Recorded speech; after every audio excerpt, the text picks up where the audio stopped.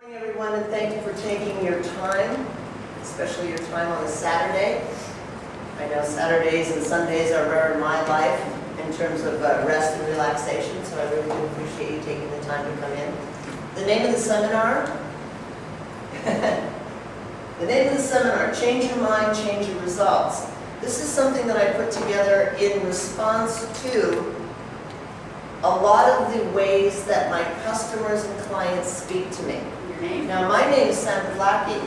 I'm from Freedom of Fitness, and the tagline is it's a lifestyle, not a life sentence. For the most part, I teach people to eat healthy, exercise purposefully towards their goal, and have a nice balance of exercise and nutrition in their life.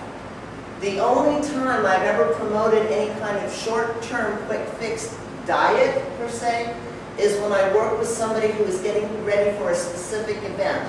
An example might be a physique competition or a marathon. So there's definitely a beginning and an end to the person's way of eating, and it's not necessarily a lifestyle way of eating.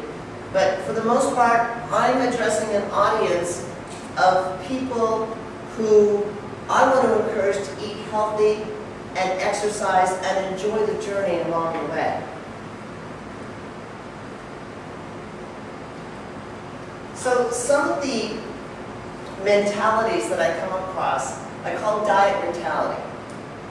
Now, diet mentality can mean a lot of things. Women do this behavior, at least out loud, more than men. But it doesn't mean that men don't do it too. I've met a lot of men at World Gym, where we're having the seminar, that are into the whole bodybuilding thing. So they do talk about, I'm on a diet, and they do talk about, I'm off a diet. They often talk about, I'm good when I am on my diet, and I'm bad when I'm not on my diet. And I'm going to suggest that this is not a lifestyle way of thinking. It is a form of sabotage at a very subtle level, but can be a very, very deep effect on the human being that's doing that behavior in their mind. So I'm going to suggest that you are not your behavior. That means that you're not good when you eat chicken and rice, and you're not bad when you eat your favorite dessert.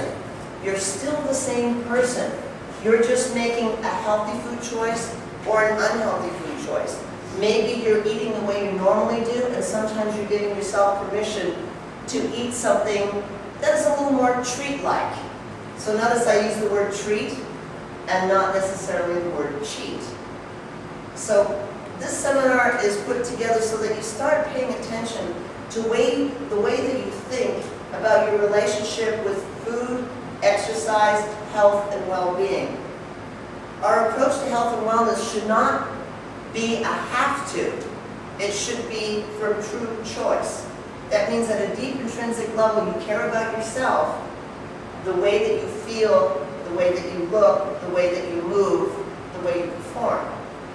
So diet mentality, I'm good when I eat chicken salad, I'm bad when I eat cake.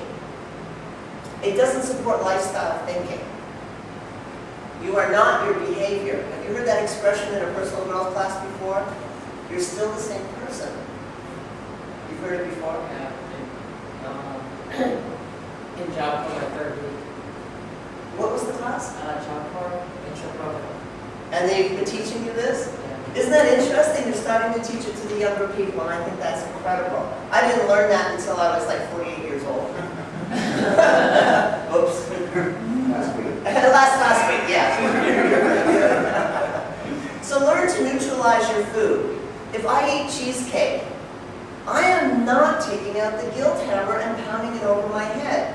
I'm going to give myself permission to eat a piece of cheesecake that's a reasonable size, and then I'm going to enjoy it guilt-free, and I'm going to make a commitment to get back on track, respect my body, nourish my body, and eat something healthy. If I'm on some kind of a program or guideline, I'll just get back on track.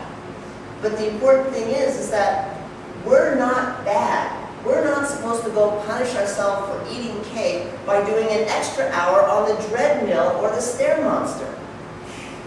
We are supposed to do the treadmill or the Stairmaster because we choose in out of enjoyment, self-care, and working towards a goal.